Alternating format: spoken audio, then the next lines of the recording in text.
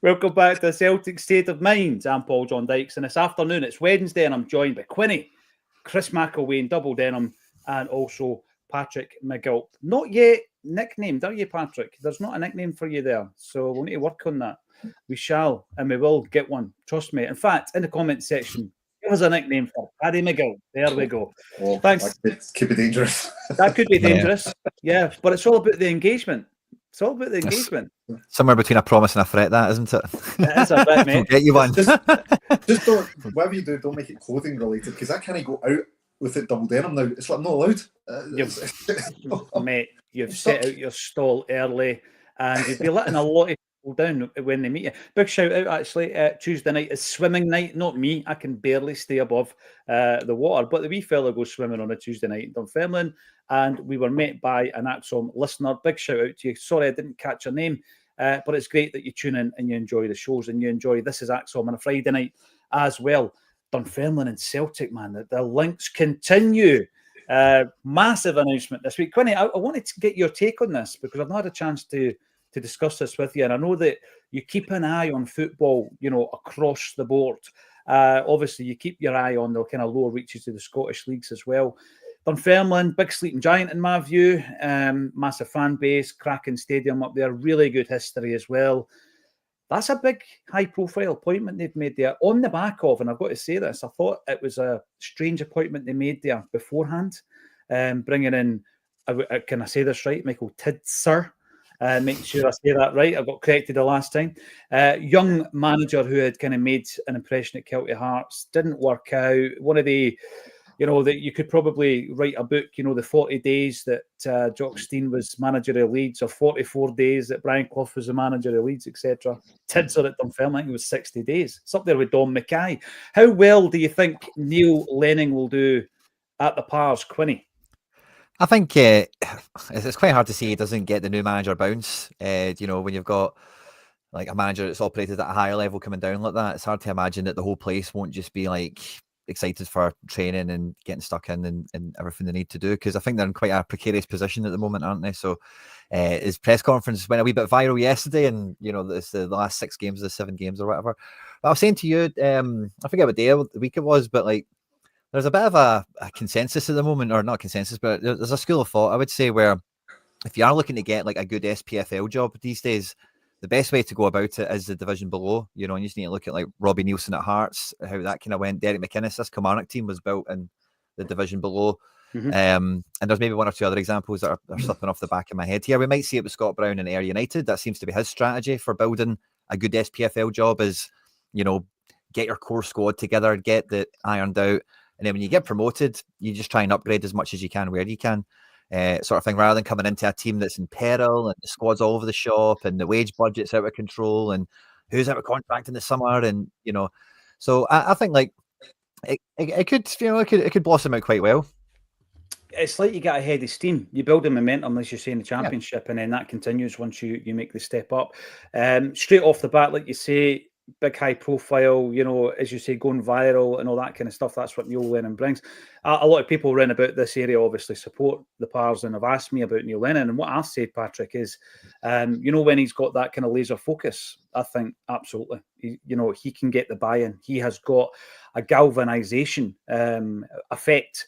But once it gets, he takes his eye off the ball. And I think there's a complacency sometimes that creeps in, and we've seen it at Celtic. And I don't know, I can't speak for what happened in Romania or indeed what happened in Cyprus, but I've spoken to people who worked with him at Bolton, Celtic and Hibs, and they seem to share that view. When he's on it, he's absolutely lethal. He's brilliant.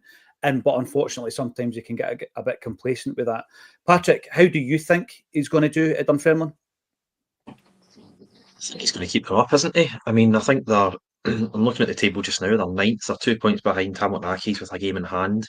So I think any sort of run he can put together for, I think it's 7 games they've got remaining, I think they'll stay up. Obviously, looking towards next season, he'll obviously have contacts throughout Scottish football. He'll try and get a few players in, maybe a few loan players from Celtic. Who knows? As you said at the top of the show, we've obviously got that link with Dunfermline, going back to the 60s with Jock Stein. So, next season should be interesting to see what he tries to build there. Obviously, Scott Brown's had the success at Ayr United. But I think you're right. I think a guy who's managed at the level of Celtic, Hibs, going abroad to Romania, Cyprus, I mean, that will obviously give the place a huge lift. That can carry them, hopefully, in those 7 games that they've got left, and hopefully they can finish the season strong. As you say, maybe towards the end of pretty much all of his spells in management, it sort of teeters away. I mean, his first spell at Celtic, um, that fourth season that he had, I think he was looking for a move in that fourth season. We went out both cups. We had an okay Champions League group. I mean, we had a pretty tough draw, and we did qualify, going through several qualifiers.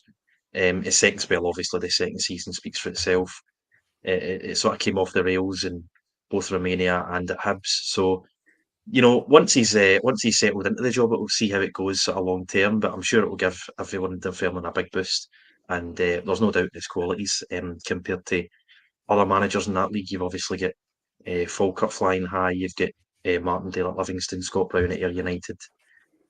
So Dunfermline will certainly fancy their chances to stay up and maybe eye the playoff spots next year if Lennon can build something over the summer.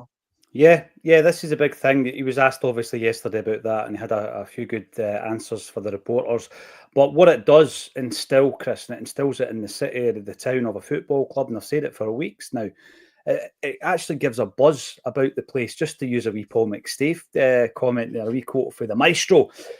So it's the entire community that gets a buzz from that and gets a lift from that. I'm pretty sure the first home game will be well attended. By the way, 4,500 to 5,000 go to the Players' game. I was looking at this in relation to, how we get these reports in relation to European football and per head of capita, etc., how many people attend Scotland. We're always at the top of that table. But if you were to actually do that in terms of the population of Dunfermline, then they should only get about 2,000 at their games. Obviously, it's a wee bit skewed with regards to Celtic and Rangers bringing in 60 and 50,000 every week, one or the other. But if you use the percentage of the population, once you batter down all the figures, Dunfermline should only get a couple of thousand at their games, yet they get 4,500, 5,000. They've got a population here in Dunfermline, slightly more than Coatbridge, but not a great deal more than Coatbridge. And I think Albion Rovers probably got a couple of hundred folk at their games. So, and by the way, I know that there's success and all this kind of stuff in different tiers of the league. But yeah, it's definitely given the town a buzz, Chris. And I hope he keeps him up. I hope he signs another 1-year extension. And like Patrick says, let's get in about these guys, your Scott Browns and Neil Lennons, and say to them, right, 2 or 3 players a season, we'll send them out there for some game time. Yeah, I would agree. I mean, look, I'm certainly not a diehard Dunfermline supporter. They're one of those teams that I was used to seeing as I was growing up and as you come through the 90s, etc. They always seem to be kind of there or thereabouts. They've obviously not been around the top flight for a while now. But it's a marquee signing, even though it's the manager. And because he's someone that I think, the Celtic fans hold in great respect. I hold Neil Lennon the greatest respect for what he achieved as a player and as a captain and as a manager. Actually, that respect actually went even higher when I got some insight into what happened during that season, the season where unfortunately it fell off the rails.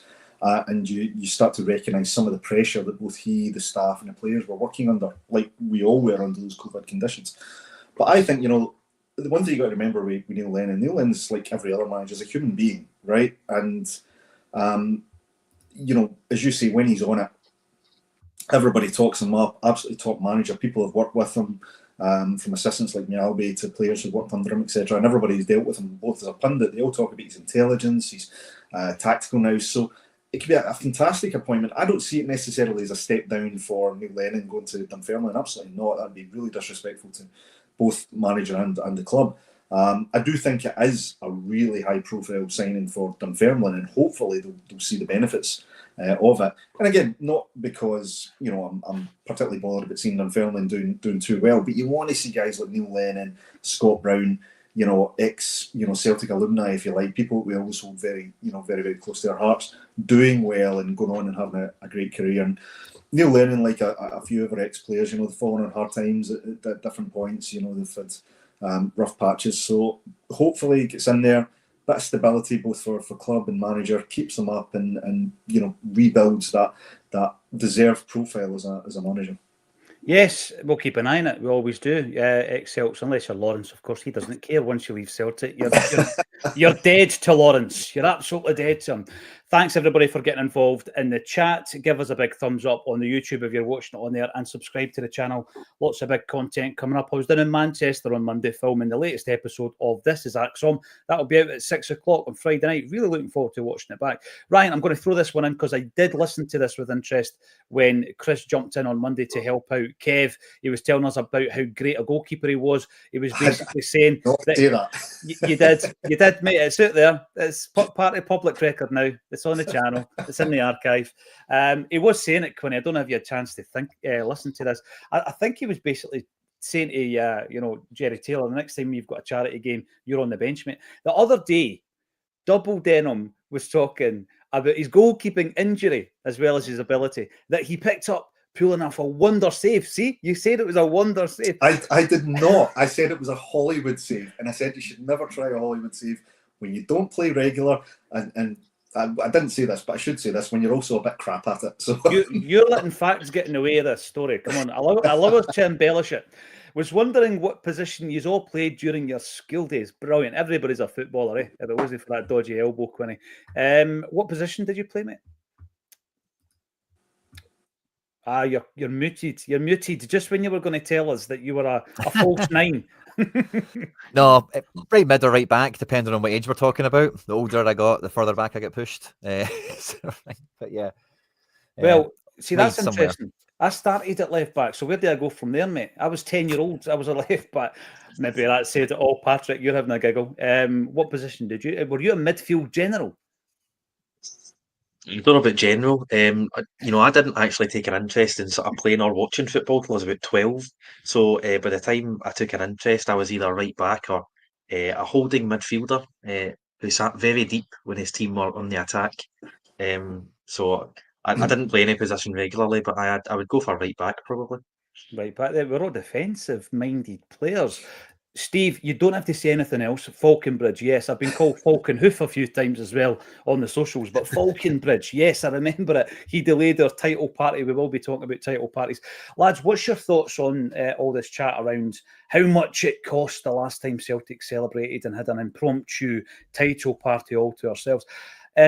Quinny, I think that when it comes down to figures, you, again, to use that word, you can skew them to benefit whatever your narrative is. And the narrative here is that Celtic title party equals bad. Look at all the money you cost us.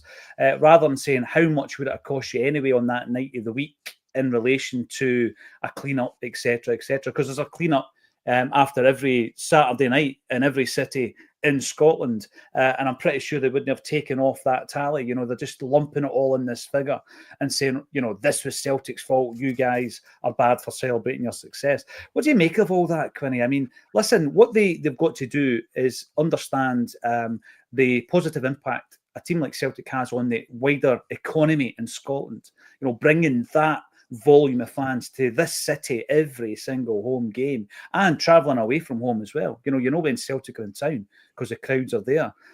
Pumping money into local businesses, for example, you know, from hotels to even when we're doing Champions League games, you know, you've got clothes shopping and all that kind of stuff. So they see an increase in the fact that Celtic are playing a game. It all seems very negative, Quinny. Should I be surprised? Probably not. It's a funny one, right? I've lived in and around Glasgow for quite a large period of my life and seen many a title party. Thankfully, because of what I got up to these days, the last couple, I've been in amongst it with the crowd and my camera and had a good bit of time kind of just, you know, getting stuck into it all, which has been great. But I also had the misfortune of going into town the day that they last had the opportunity to indulge in such a party, as it were. And like, if it's a Celtic thing, number one, like, it's mainly because they've just not been winning the league often enough for anyone to remember. But see, like the last time they did win the league, Glasgow was tore upside down. You know, I was actually driving into Glasgow at the time, and they got like escorted from Castle Grayskull or Mordor or whatever over the bridge down the Brummelaw and then like funneled all the way into George Square. And then when they got to George Square, it was just like the zoo. You know, we've probably all seen the videos at the time and all the rest of it. Now, when I've been at the Celtic ones, which are round about the Trongate areas where everyone's going and where the smoke bombs are going off and fireworks and banners and Everybody's having a rare old time. The number one problem is mess. I think maybe one or two of the glass bus shelters have maybe broke over the years with people standing on the top of them and whatever. But, and again, when people get drunk and there's so many people, there's always going to be like a little bit of bother. Somebody bumps into somebody they didn't like from school or whatever anyway, and there's always little bits of it. But I don't think it's a Celtic only thing, number one. And number two, like, you know, it's a free country. You know what I mean? Celtic are based in Glasgow, in the east end of Glasgow, and round about where the Trongate area is, which is similar to like Rangers getting funneled into George Square. Like, that's where all the Celtic pubs are. That's the end of the city where you would start to go to the game, or naturally when you're leaving the game, where you would end up in Glasgow, you know. And yeah, it's a free country. You know what I mean? The city is ours, as the banner says. And if there's an occasion to have a party, then the cost is the cost. Maybe people need to be better with their litter and stuff like that and just do their bit for society or whatever in that sense. But like, to say it's a Celtic problem is bang out, number one. And number two, to try and like quash it as an issue is just yeah, it's too much. I would say. The big thing as well, Quinny, as I've said, there would already be a level of cost in relation to tidying up the city after a Saturday night in the kind of normal week to week budget. But again, knowing that this had been planned, because why did I know it? If they didn't know it, why not? They should be able to kind of seek intelligence, open sources from online sources and say, oh, by the way, Celtic fans are planning to do this.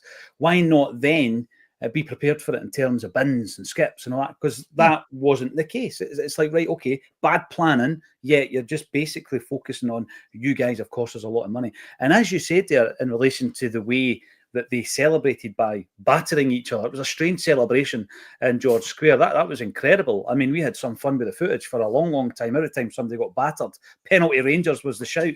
And I was down in Manchester, right? And I've walked into this studio, and it's all these Mancunian musicians and producers and everything, right? And I'd taken the gift of the Celtic jersey down to, almost said his name there, down to the guest, because he is a Celtic-minded individual, which is why he's on the show. And everybody in that room, I think there was 5 of them, they were all like, oh, I'm glad you support that side. That, you know, that other side last time they came to Manchester. And, you know, it left that indelible print in their mind that the way that they travelled was carnage, chaos and mayhem. Whereas, obviously, they didn't have the same view about Celtic. What's your take on it, Chris? Because obviously the story breaks that, oh, you know, title party is being discussed with X, Y, and Z. I think it's a good thing that we're discussing it with the council. Don't be coming out and making out that it's a bad thing to. And also, right, we're still on the back of recovering business-wise, mental health-wise, of being locked down and not being able to celebrate and have that community feel and go out with your mates and with like-minded individuals. So you would think to yourself, wow, they should just facilitate it rather than make it difficult. Yeah, I mean, I've worked in Glasgow a large part of my life. I live in Glasgow. And actually, the event that Quinny references there, when Rangers won the title, myself and my wife were actually staying in a hotel in George Square the night prior. Just a, you know, the sort of anniversary. I can't actually remember what it was. Don't tell her. But we were out, and I will tell her, like. I know she's getting told. But we actually left the hotel early because as we were leaving, there were droves of Rangers fans coming in. Now, I want to caveat something. I'll say this just in the interest of fairness. Plenty of Rangers fans celebrated that in the right manner. Fair play to them. It was a long time coming. This is not a go at the entirety of the support. But what we witnessed from a very early point in that day was a lot of individuals absolutely tanked up. And there was no interest in celebrating. What there was interest in was causing trouble, causing damage, and trying to lord it over various people. And it actually wasn't even a point where you could laugh at it. It was intimidating, and it was not pleasant to be around. And as we saw later from the subsequent footage, it was disgraceful. Now, you don't put that in the entire support. You make individuals accountable for their own behaviour. But there was as you say, there was a massive, whether it was just because they weren't expecting it to be on that scale, but they didn't anticipate, as you say, they didn't use the intelligence or the plan it logistically to facilitate, additional litter, mess, toilets. I mean, you had men and women peeing and, next to people's walls and property. It's just the most base form of human behaviour. It was ridiculous. Now, what that does is it sets a bit of a precedent, right? And people are thinking, well, every time a fan base is going to celebrate, now you're going to get the same thing. Now, when Celtic subsequently done it a year or so later, on the surface of it, you say same amount of people, but it was different. It was a different vibe, right? And there's plenty of evidence to support this before anyone comes in and says the whataboutery thing. There were CSCs sending personnel there to go and clean up. There were, it was trouble, right? I say it's individuals and who were accountable, but it was on a far lower scale than what they'd seen there. But what was apparent is that there's still not enough places to deposit litter. There probably still wasn't enough toilets. It's not rocket science, right? We've seen it now on a couple of occasions with different celebrations. Anticipate what some of the behaviour might be. Account for the half-wits who are going to drink too much or are going to cause a bit of trouble, and put conditions to an extent in place. First and foremost, focus on people's safety, right? But also don't condescend the fan base and don't treat them like children, because the majority of people do take responsibility for their actions. They do conduct themselves in the right manner, and they certainly don't set out there to cause trouble. So just try and minimise the likelihood and the potential for something to happen or kick off. I'm not saying you take away all the benches and all the breakables or anything like that, but just make sure you've got conditions in place that are appropriate to a crowd, similar to what you do at a concert, similar to what you do at a festival. We've got authorities and we've got bodies there that can do it. What's the difference between tea in the park and a title celebration? Just accommodate for the crowd. Be organised and accommodate. Yeah. You're talking about pillars of the community behaving themselves, and I'm just going to speak to one right now. Patrick McGilp, here we go. The club could get involved. The club could get involved and just say, we're going to make this an official title celebration. Look at all that footprint around about Celtic Park that I keep going on about, the concrete graveyard, as it were. Big, massive spaces. Let's get the tents up. Let's get a few bands on and a few beer tents and organise something and, steward it. Surely that would be another option as well, Patrick.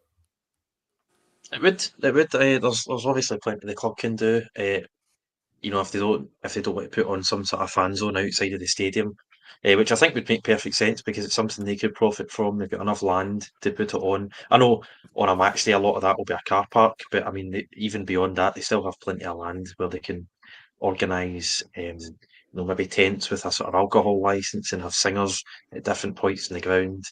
And it can be a money-making opportunity, or they could collaborate with the council and say, look, this is very likely to happen. I remember talking about this in the podcast last year.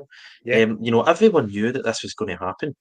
I think regardless of which team won the league, obviously Celtic went on to win the league, but everyone knew that Celtic fans were going to gather in the Tron Gate, and it then becomes this big shock and this big outrage that Celtic fans partied and left all that litter when there was no planning in place, no sort of thought from the council to sort of set up bins, set up cordons, or trying to arrange some sort of fan venue that could host all these football fans. You've just spoken there about, I think it's 2% of the population attend football matches every weekend, and Celtic and Rangers, when one plays at home, the other plays away, which makes that 2% figure even more impressive. So I think there needs to be a bit more joined up thinking with this. And then in terms of footing the bill, there's so many ways that you can poke holes in that. As you say, the usual Friday night, Saturday night Circuit Hall Street cleanup, that will cost a fortune. Festivals, concerts, just sort of general events that happen in and around the city of Glasgow. Police overtime for the kettle that happened 10 days ago after before and during the game. I imagine the Sunday overtime for everyone involved in that would have amounted to a few thousand, if not tens of thousands. And just as we started talking about this, I remembered the club asked the Fraser of Allender Institute to conduct a survey or a study as to how much Celtic contribute to the economy. In the 16-17 season, so Brendan Rodgers' first season, we contributed 165 million to the Scottish economy. And that's Fraser of Allender, who the government go to for these sort of economic studies, who have said that in one season, that's how much Celtic contribute to the economy. And I'd imagine over the last 8-9 years, that figure has probably grown. So it's a bit rich to hear, councillors, MPs, politicians, authorities disgruntled Rangers fans complain about the cost of these title celebrations, because Did you we say obviously put in. who are all disgruntled Rangers fans? Did you say that? I didn't, but they could be. They could be. So to use, I might not have a nickname, but to use a catchphrase of mine, Celtic contribute hundreds of money to the Scottish economy, and that bill that might be footed by others in May, I think we more than make up for that in the taxes that the club will pay and the money that we contribute to the economy throughout the year. Brilliant, absolutely tremendous. We are going to be talking about what happens on the grass this weekend, who is going to be fit to play, who should and shouldn't play. I'm going to bring in a few comments before we do that, though. JJI, greetings, traveller. One of my most bizarre moments of my entire life was doing a gig at Banners Art and Design, only to look out and realise that Limmy was in the crowd. That was bizarre. He then started tweeting about it. And I think he said, I enjoyed it. And I was going to put that quote on my posters afterwards. I enjoyed it. Brilliant. There you go. He did. He came to one of your gigs. You and Boy Martin, scoring goals was my best quality. There you go. Given the size of him, I'm not surprised. He probably won every cross that came in. He was definitely a hitman. Absolutely. Right up the top. Good in the air, I'm pretty sure. The Urban Culture says the Celtic supporters pay council tax. Absolutely. Can you remember? Asks McLaughlin P. Which club Falconbridge came from on loan to Dunfermline? I'll tell you why this is fresh in my mind, McLaughlin. It's been burnt into my mind because on the night of this game, I bumped into him out in Dunfermline. There used to be a nightlife, by the way, in this old town, and I did bump into him in a place called Lorenzo's. That sounds really good, eh? Really upmarket, Lorenzo's. Bumped into him, and yeah, I did speak to him. I'm not going to say what I said to him that night. However, I remember. Any of you guys remember who we signed him from without Googling it? No. I remember. Do you know what I remember? I don't know why I remember him, because I always thought it was a really interesting name. And I used to see him on FIFA. Remember the old FIFA games? Mm-hmm. He was part of the first team for the old FIFA games. So I remember that, but I can't tell you who he signed from now. All right, he was managed by Gordon Strachan at Coventry. Cheers, wee man, for sending him up the road to delay our title party. Yeah, and he played right up to like he was 40. Seriously, I mean, he was still playing like 5 or 6 years ago, which is incredible. P. O'Neill, Ganga does it better. I've got a video on the shelf here of that street party. Where's Big Yogi? Well, Big Yogi's just taking a wee day off. I think he's busy. I just think he's busy, Plunge. So obviously we've got a good pool, and we'll be talking about that when it comes to Celtic in relation to when somebody drops out, who do you ask to step up? Massive concerns around Schmeichel, Quinny. We were talking about it yesterday. Lawrence was cool about it. He says, the defence isn't, we've been letting in a lot of goals. Maybe it's time to swap the goalie. I disagree. I think Schmeichel has been a linchpin of the Celtic side this season. He's going to be a big miss. Regardless of who you're playing, he is going to be a big miss. I'm a wee bit concerned simply based on the fact that, like everybody else, I've only seen Sinisalo playing a couple of games for Celtic, and some of them were not competitive matches. So it's a big concern for me. We don't know the extent of the injury yet, do we?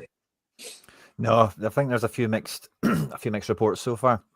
I think Schmeichel's been brilliant this year. I don't think maybe there's like one goal this season they could have done a little bit better for, and I could even call it, to be honest with you. But I think he's been great. I've been calling him all year the big green clean sheet machine, and it felt like, especially the first furlong of the season, clean sheets were just flying in every week. And as much as Joe Hart was great, we all love him in that. Sometimes it felt like he was allergic to a clean sheet. Just somehow we would just concede a goal. And I'm sure Celtic would be quite happy to see paying out the bonuses and whatever. But it's a hallmark of a successful team has been able to keep it tight at the back and all the rest of it. And I think he's been a huge part of that with the saves he's made, as well as the main unknown with Sinisalo is the kind of X factor that Schmeichel brings to the position of being like a general, like being a captain, a guy with experience or whatever. Because I'm sure diving around and stuff like that, he's quite a tall lad from what I've seen. Good wingspan on him as well. It's hard to imagine he's going to be shot stopping wise, a noticeable difference to Schmeichel. But it's just that extra thing with the defense. We all know with football, ideally you always want a settled back four with a goalkeeper, and you want them, because it's always when the goalkeeper and the defense are brought into the game, it is normally battle stations. Something's happening. People are running at us with a ball, and we've got to stop them. And it's about thinking on your feet quickly, shouts, and whose job is what.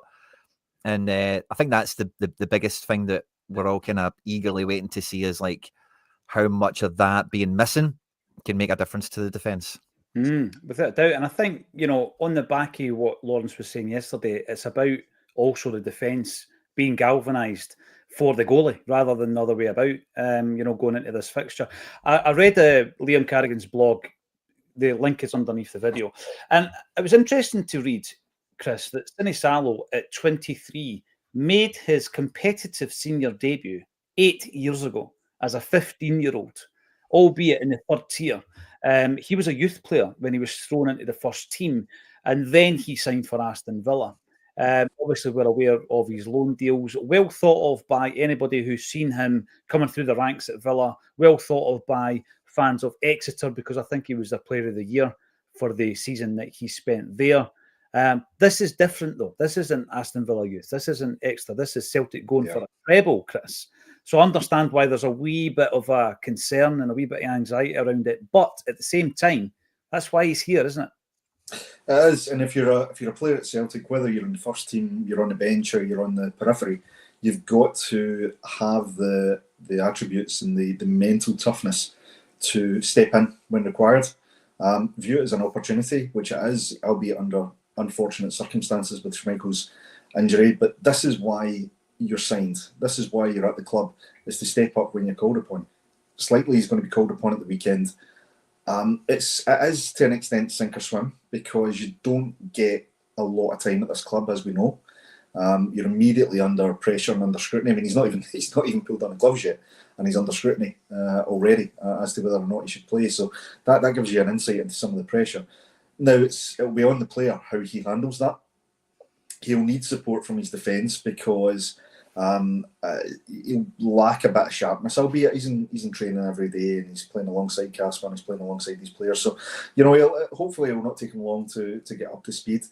But there's, we talk about the fact that, Casper's conceded goals. Well, the defence collectively have conceded goals, particularly in recent games, right? It's not on one individual, it's on, the collective unit. And, Casper's been a big part of why we've probably not conceded goals that we might have in other circumstances, we would have conceded, because we've seen defensive frailties. We've talked about the left-back position and cross balls coming in. We've talked about some of the positional play with the centre-backs at times and players not being quite on it. AJ having a wee dip in form, but there's been occasions where when the defence is not necessarily played to standard, Casper's been there and he's bailed us out, right? So I don't put too much stock into how many goals we've conceded this season and whether we should have conceded less. Yeah, I get the argument. We probably should and could have conceded less. But for me, if you take Casper out of the equation, I think we concede a hell of a lot more than we have.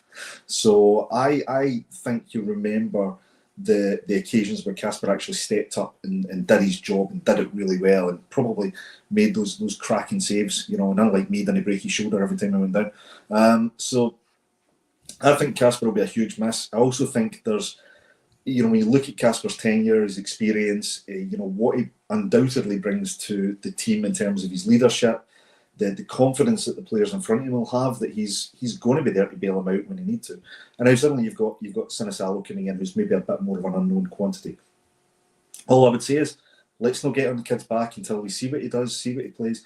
And, if he does concede, let's view it objectively. Say, well, why did the goal go in? Unless it's a blatant, Vasilis Barkas type of invisible hands error, let's give him enough time to bed in. Ultimately, he's been signed because he's obviously good quality, he's obviously got decent pedigree, he's very, very well thought of. And for me, the expectation was that he was going to come in as a backup initially to Casper, with a view longer term to coming in to eventually take over.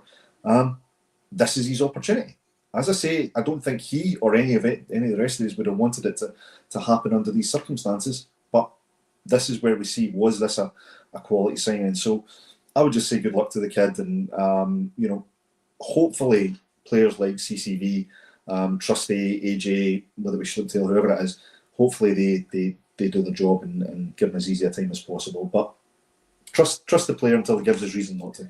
Yeah, and he comes in at a time as well, Patrick, where Kasper Schmeichel was getting it tight in the Danish press. I don't know if you read the report this morning. Ridiculous.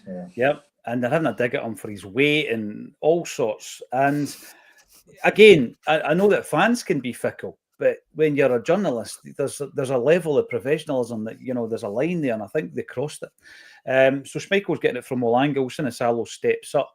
And obviously Benzo will be an unused sub again, so he'll be going towards that 300 unused substitute appearances. According to legend, the only person who has been an unused substitute more than Scott Bain is Kevin Graham. He was always a sub.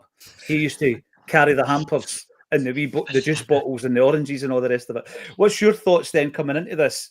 Because, Patrick, the big thing about match sharpness is talking to goalkeepers, they say the biggest issue being out for a while is more to do with your concentration when you're a Celtic goalie. You're going to be called into action maybe 2 or 3 times in a game, and it's all about making sure that you're concentrated rather than that sharpness, which you can get on the training pitch if you're a goalie. Yeah, I mean, obviously, I think we're going to be forced into this change. I think I heard yesterday the Denmark manager saying Schmeichel should be fined for the qualifiers in September, which is a bit of a concern. So I don't know how accurate that is, that prediction, but obviously I think Sinisalo is going to be playing these last 9 or 10 games for us. The only competitive game I can remember him playing was Wraith in early February. I thought he'd done well. As you say, it's the type of game that we'll normally play at home, where he's called into action 2 or 3 times. In that particular occasion, he done those jobs well. I thought he looked okay with the ball at his feet. Obviously, Schmeichel is the benchmark; he's the bar. I think that's probably the biggest difference we've seen between Hart and Schmeichel, the ball at his feet. Good shot stopper, Schmeichel. Decent at penalties, obviously saved Cristiano Ronaldo's penalty in that game before he got injured. So big boots to fill. But I think, I've seen him getting a bit of stick, and obviously Johnston and the rest of the defence last weekend obviously getting a bit of stick as well. But I think, we've not had an international break since November, and I think that Bayern tie, particularly the second leg, I think probably took so much out of the players that the last couple of games, the last month or so, I think they've all been feeling a bit fatigued and a bit worn down. I know we spoke last week about Kuhn, and maybe a theory that he's checked out, he's maybe looking for a move. I think just to have so many important games in that run without a break, and then to have a series of league games, a cup game, a Rangers game, I think it must have just been mentally and physically knackering for them. So hopefully after this break, Sinisalo included, we can really pick up performances. Sinisalo, I'm devastated to announce, is actually younger than me, so that's another player younger than me who's going to be playing for Celtic. He's obviously already made his debut, but it's always devastating when I find that it's another one that's going to be younger. But I mean, I hope he does well. He looks tall. He looked good against Red Rovers. Looked okay with the ball at his feet. And obviously, as it stands, Kasper Schmeichel's going to be leaving Celtic at the end of next season, and the theory goes that Sinisalo is heir to the throne. So it's a massive opportunity for him to really cement his place as the backup. You've obviously talked about Scott Bain there. I think he's the captain of the carpool 5-a-side team that we've got running through from Lennox down. Who else is in that? Is James McCarthy still in the boot? James McCarthy's still listed on transfer marked as being a Celtic player. Is he's still under contract? Has he been released? The club have not announced it, but he's in the carpool as far as I'm concerned, Patrick. Aye, I remember Scott Bain. He allegedly signed a new deal this time last year. That wasn't announced. I think Lee Griffiths technically was never announced by the club as leaving. Obviously, he left very early in Angie's spell. So there's a few things that they just choose not to announce, which I think is strange. But I'd like to think McCarthy's no longer there. I know he signed a 4-year deal 4 years ago, but I think he left in the summer, didn't he? And is no longer part of the carpool. Car sharing, sorry. So, Sinisalo, as Chris said, good luck to the guy. He's got 9 or 10 games to really prove his worth. Obviously, but I think, assuming certain teams win their games, we need to win 4 league games to win the league. We've got a game against St Johnstone in the cup in the semi-final, and then hopefully a cup final against either Aberdeen or Hearts. So a lot of big games, and as you say, hopefully he won't have a lot to do, and he just needs to be on his game when he does get called into action. But and then obviously a trip to Ibrox as well. But I've got every confidence that he'll manage these 10 games quite comfortably. Yeah, if you've got 3 goalies at the club, you've got to be able to call upon somebody if Schmeichel's no fit. We need to be in a strong position there, because it could have happened at any point this season. McLaughlin P comes in to say, Gordon Strachan allowed Falconbridge to leave Coventry to go to Dunfermline on loan. Yes, he did. And Falconbridge was astonished upon arriving at Dunfermline that the town centre didn't have a Versace. That's true. A Versace in Dunfermline. Come on, Craig. Come on, mate. There's a Primark. There's a Primark in Dunfermline. Deary me. Jay Conley, Jay Larkin, John Cushley's getting talked about. I think it's maybe connections between Dunfermline and Celtic. John Cushley, right?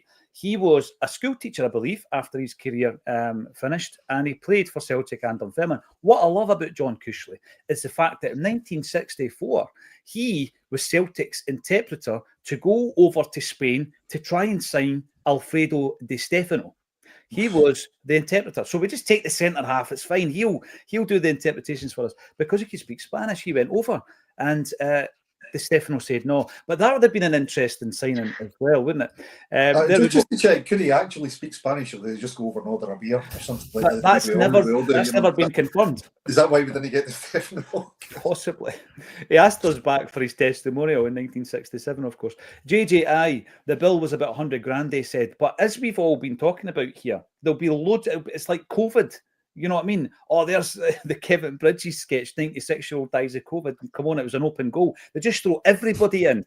They throw everybody. Every penny gets put into that 100 grand, JGI. Sorry for anybody who lost anyone in COVID. It was just a little joke that Kevin Bridges made. If you've got an issue, go and speak to him. Stephen Redmond, Snake Mountain, Quinny. Castle Grayskull, man. It's Masters of the Universe CSC on Acsom.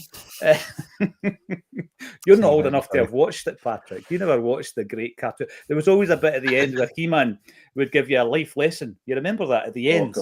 I remember that, yeah. And he would talk like to the screen about bullying or something like that, or paying your taxes. And Stephen also comes in. Lowell should take a leaf out a big jock from Chewing the Fat. Get the big fat wallet out and just slap the 100 grand down.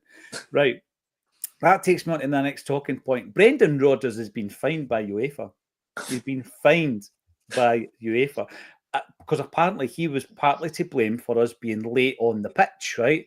And as soon as I read it this morning, I'm thinking of that scene in Quadrophenia where Sting, whose character was Ace Face, he basically just went into his wallet after getting a fine and pulled it out. That's Brendan. He's just been charged €10,000. He'll just go into his side pocket or down the back of his couch and it'll be lying there. Quinny, what do you make of all this? It's like that, honestly. I mean, there's an authoritarian presence when it comes to UEFA, and I get it. I know, I understand it. But our Brendan, come on, fining the great man for being late? That's a bit much. Yeah. It does seem excessive, doesn't it? I know it's not like it's like $8 grand or something, isn't it? So it's not like too crazy, is it, compared to some of the fines that the club have been getting and stuff like that. But yeah, it was a weird one to see. I think there's some sort of suspended element of the thing that he's been given as well, perhaps, or something. And yeah, I was even aware that it was a thing that they were like looking to levy against him. I don't remember the team being distinctly late out the tunnel or the match kicking off particularly later than it should have.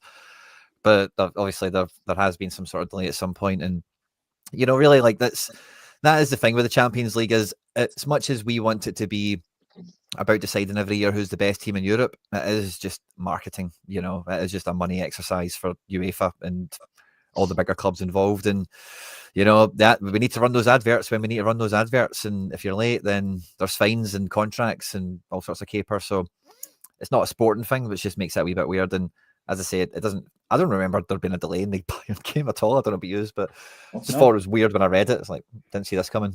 I know, and I'm guessing that there'll be loads of delegates running about constantly, you know, shouting it's time to go and all that kind of stuff. And yeah, you're probably talking seconds late, kicking off, and yeah, I do find it a bit excessive.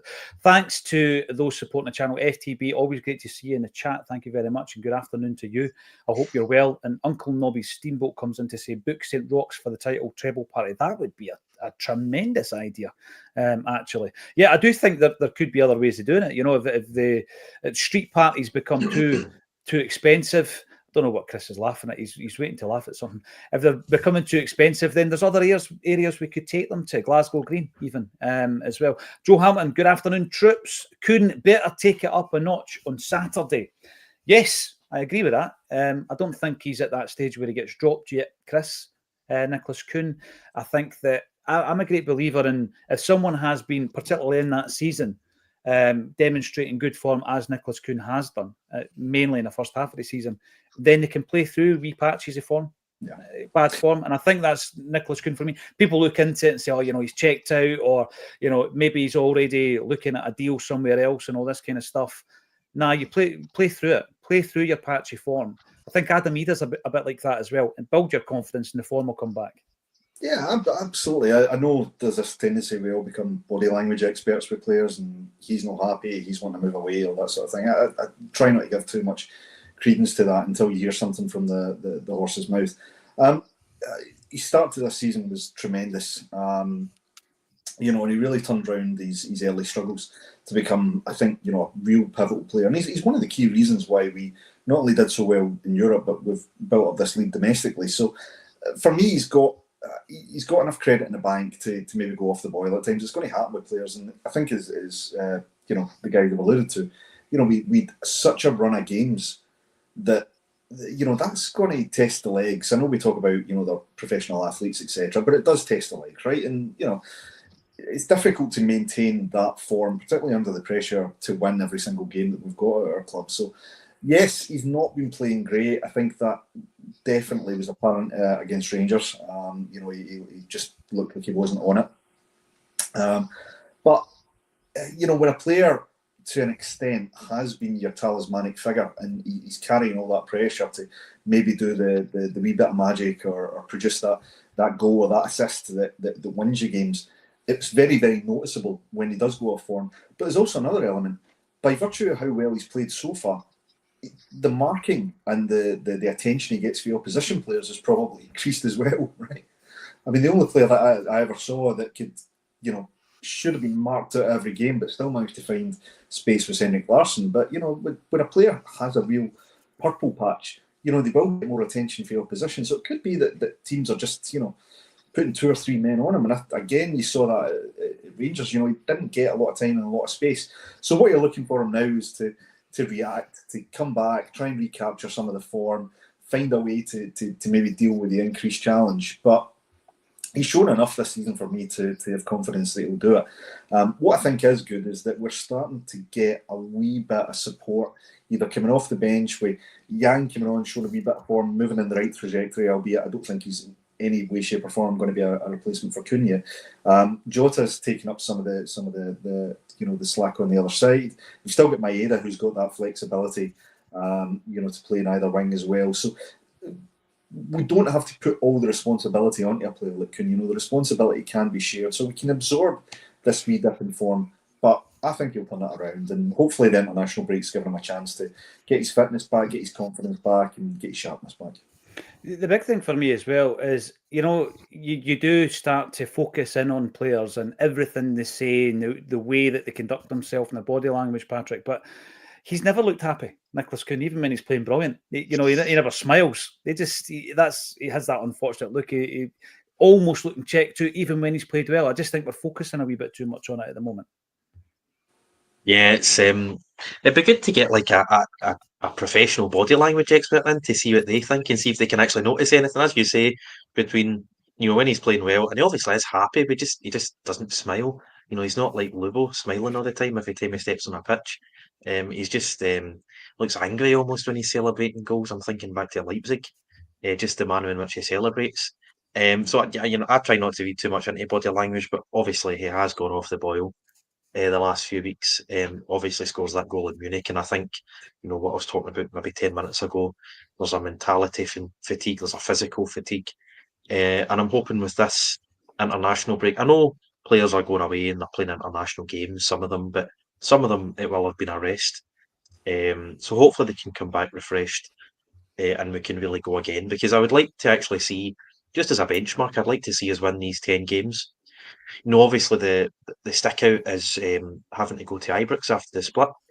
We've obviously lost 2 derby games now. I don't think losing 3 in a row is acceptable in any way, shape or form. So we need a really big performance going there, even though it will almost certainly be a meaningless game. Because I think we've been disappointed in those fixtures in particular. Obviously, to win the league, to win the treble, need to win the 2 cup games, need to win 4 league games. But to win all 10 games after this break, I think would be a really good benchmark for the squad and the manager. And, hopefully Kuhn's a massive part of that. I think, as we've discussed previously, I think up until the new year, he was hands down, odds on player of the year for Celtic, if not for the whole of the league. And I think since then, Maeda's overtaken him. Maeda's really, really shown since Kyogo left, largely playing through the middle. He's been brilliant in Europe. He's been scoring for fun domestically. And he's been just Mr. Consistent. 8, 9, 10 out of 10 in almost every game that he's played. So hopefully, we can get the squad fit and firing. Obviously, 10, 11 days ago, the defence was probably a weak point in that derby game. Hopefully, they can get a rest and really gel and improve with Sinisalo behind them. But I think we'd all like to see a really strong end to the season, build again in the summer, and then go again in Europe next year. Big thing for me is we do have some important players coming back. Bernardo, he's the forgotten man. Jamesy Forrest, he'll be coming back. Guys that have been out for a while, coming back into the fray and hopefully contributing for that running as well, because, you can't forget just how big a part Jamesy Forrest played last season when he came into the team near the end of the season. We always like to wish ex-Celts a happy birthday. Patrick, of course, is getting to that age where some current Celts are even younger than him. But Andreas Hinkel is 43 today. 43 years of age. And just shout out, guys, who did we sign for Andreas Hinkel from? Stuttgart. I was going to say Bremen. Was it Stuttgart? Does start with an S. Seville. Sevilla. And also, I would be amazed. I would be amazed if anybody gets who we sold him to. Because when I looked at it this morning, I thought, really? I could not have answered that. I think he wanted back into the German international squad, didn't he, when he left Celtic? I remember there wasn't a lot of fanfare when he left. It was kind of a little bit under the radar, if I remember. Yeah. I would guess Schalke. Was it Rennes? It was SC Freiburg. Freiburg. Yeah, Freiburg. Yes, that's where he went. I rated him. I really liked Andreas Hinkel. I liked him.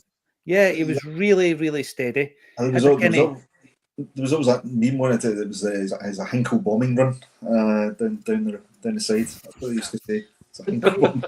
A bit controversial, but that's what that's what people used to say.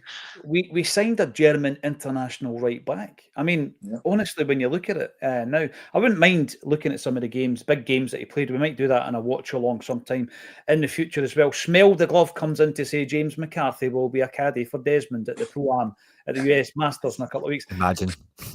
See the thing though, see when you've got a scenario like this, I would look at James McCarthy and say, right, I want you to help the kids. I want you to help the young guys in our squad, help the B team. There's a use for a player like that at a football club. The vast experience that boy's got. You think that he might not be a great coach, but just that experience and, they're learning by playing with him and all this kind of stuff. That's what I thought would be a good idea for James McCarthy. But no one really knows. If you do know, let us know in the comment section what he's up to. We've also got Skibbereen. If Sinisalo hasn't improved under Schmeichel, then what's going on, as the brilliant Marvin Gaye once said. Andy Lee, and I know this is crazy, put out extra bins for the fans if you know that's coming. Yeah, I totally agree with that. And I know it's quite late in the day, but Jungle Lion is in. Ultras have to box clever on Saturday. Let's talk about the Ultras. Not just the Ultras, all the fan groups that are coming together, Quinny. There's going to be a protest outside a London Road police station at 1:15. Correct me if I'm wrong. Is it 1:15 that they're all going to meet up in? And basically, they're protesting because of the behaviour of the police. And not just against Rangers, because that was the most recent flashpoint, but for a number of seasons, the way that fans have been treated has been beyond the pale, and it's got to that point now where we're taking a stand as a united group of fans. And I keep saying this, Quinny, because it's not just about the Ultras. It's that level of behaviour and the way that they've kind of abused their authority under this legislation could happen to you, and it could happen to me, and it could happen to anybody in the comment section, and that's why we need to protest against it, Quinny. Yeah, I think I was on Celtic World Order. It's another kind of Celtic YouTube channel last night with those lads, Steve and whatever, chatting with them about this. And I think it's like, it's also important that we have a kind of demonstration like this, and there is like a protest that's involved. But I think it is one of those ones where, like, because it's the police and everything as well, like these things can escalate quite quickly, not just on the day, but like we're talking about just further down the road. You don't want this becoming like a vendetta situation and kind of further entrenching the them and us situation between it. So I think, as long as these things are all done in the spirit of the cause, as it were, then, let's hope that the protest goes well and it gets the attention and the coverage that it should for, however they're going to carry it out. I don't know if they'll be singing or if they'll be doing it silent or if there'll be banners or not or whatever else might be going on. But yeah, I think that's the most important thing with this is it's kind of whatever the right manner is deemed to be, but it's kind of kept in the right spirit and it keeps to the point rather than it's just going in front of the cop shop to be widos basically and rub their noses in it, because that's just not going to get anyone anywhere. I think Jingle Line, that's really the point he was making there, Quinny, isn't it? Just box clever. Yeah. Protest, make sure that the coverage is there as well. And this is why, obviously, we're more than happy to speak about it, because a lot of people are switched off when they think it's an ultra organised movement, Chris, and they think, well, I don't agree with X, Y, or Z. They've cost us money for this fine, or there've been pyros and all this stuff, because we understand not everybody is behind the ultra movement, absolutely, but it's not just about that, is it? It's just about saying that us and them, that us and them that has developed over a period of time where it's like, and I'm just going to bring it up, fans against criminalisation. They will criminalise you. That's the road this is taken. Yeah, and look, it has to go both ways, right? I mean, fans cannot be criminalised as a collective. You just can't. It's not fair. Yeah, we know, like in every sport, there are individuals who do things they shouldn't do, and they need to take individual accountability for it. And that goes, for organisations like the police. Now, look, I'll say it up front: the police force is a really difficult job, right? No people have been in it, been around and around it myself. It's a difficult job. But what we've seen with this situation was a fundamental failure in control and process, and to not provide officers with the appropriate guidance, the appropriate level of support, etc. All those things. It's not an us and them, as Quinny said, right? It's absolutely not an us and them. But the protest, and by the way, really, really important point. I hope everybody stays safe at the protest, fundamentally. I hope everybody conducts themselves in the right manner, but most importantly, I hope everybody comes away from there safe and well, and get their point across. But what this is to demonstrate that, look, there has to be a balance here. There has to be engagement. It's like, yeah, we're quite prepared as a support to take accountability for things that we do wrong, and occasionally we do get it wrong, right? But don't bucket us into a criminal element unjustifiably, right? Majority of supporters of every team, including ours, are good people who just want to go and enjoy the match, add to the atmosphere, have a good time, and get home safe, right? What they don't want to be subjected to is targeted profiling. They don't want to be targeted. They don't want to be labelled as criminals just by association. They don't want to be subject to irrational and unjustified stop and searches. All they're looking for is the same basic rights that people who go to concerts, that people attend movies, that people who go to events and conferences. That's what we want. We just want to be treated based on the circumstances at the time. And unfortunately, what we saw at the Rangers game, what we've seen over a course of years, I would say now, is that it's now easier just to bucket everybody in, kettle them in, as it were, and tar everybody with the same brush and give everybody the same treatment. And that's wrong. And unfortunately, that does create resentment, and it does create anger, and it does create a frustration that we're being treated that way. So what this protest really has to achieve is it needs to achieve a dialogue. It needs to achieve a level of engagement and transparency into why things need to happen. And it needs to achieve, to an extent, a flexibility around how fans are treated, what fans require, what similarly responsibilities fans have to take on as well, and recognise, these are the things that we can do. These are the things that actually may cause a problem. How do we address that? What you can't have is two sides at loggerheads, because that'll only increase the anger, it'll only increase the resentment, and it'll never accomplish anything productive. And the criminalisation will just get worse and worse and worse. So that's my take on it, just my opinion. I know for a fact that there are plenty of good people in the police and other institutions, but there is a fundamental problem at a control and process level around these type of events, and something has to change. Yeah, there was a meeting last February, I remember, at Gracie's, which was, I think, put together by the Celtic Trust.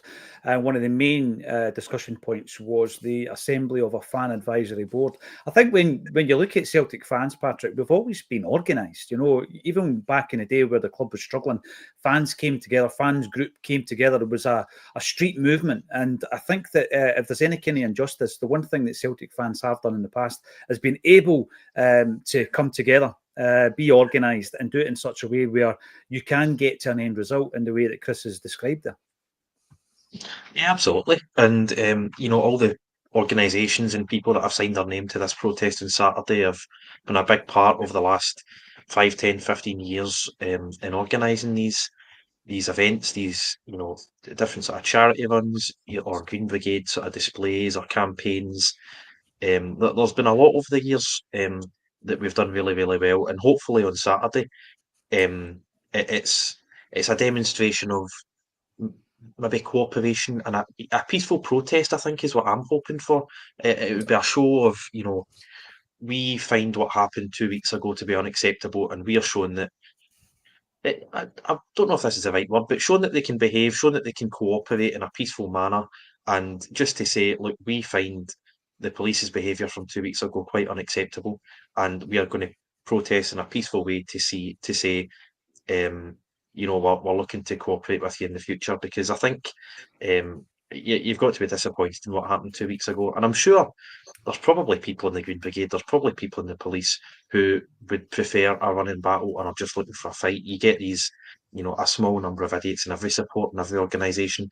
But I think the vast majority would recognise that what happened 2 weeks ago was unacceptable and can't happen regularly. And I think it's best for every party if you obviously need to have police at large events like football games, but you can't have an over policing, you can't have heavy-handed policing, and there needs to be that dialogue that Chris just spoke about, so that fans, football clubs, police, the authorities can all cooperate in a peaceful manner moving forward. Yeah, without a doubt. And it's interesting that the group in question, the Green Brigade, will celebrate their 20th birthday next year. So probably the entirety of your football supporting life, Patrick, this has been there. The Ultras has been a thing, so that's part of the culture of you going to the football these days. It's a generational thing. And I think we keep saying this, it's not going to go anywhere. There's people who have only known Ultras and have been going to the football for a long time. 2 decades now. So yes, it's all about engagement now, isn't it? You guys will not be back on before the game at the weekend. I'm going to get a quick prediction from you. Quinny, Celtic versus Hearts, how will it go?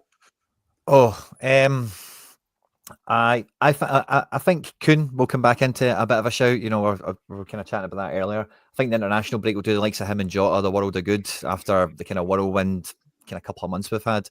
So I think it could be quite a famous one. I was looking at across the season results last night as well, and like 2-3-0 is quite an average scoreline for us. It's quite a common one that comes up. So I'm not too sure the Nick of Hearts. I think they're in more of that they've been doing better of late rather than earlier seasons, so maybe a bit tougher.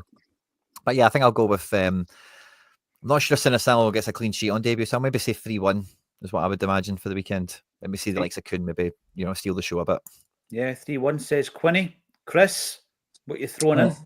I'll probably be on with you, but yeah, I've learned my lesson from the Rangers game, so I'm not going to go too over the top. I know we usually a wee bit tongue in cheek with these, but I'll go. I think it'll be a tough game, but I think we've definitely enough about us to get across the line. So I'll go for a 3-1 to Celtic. 2 3-1s we've got here, Patrick. How do you see it going?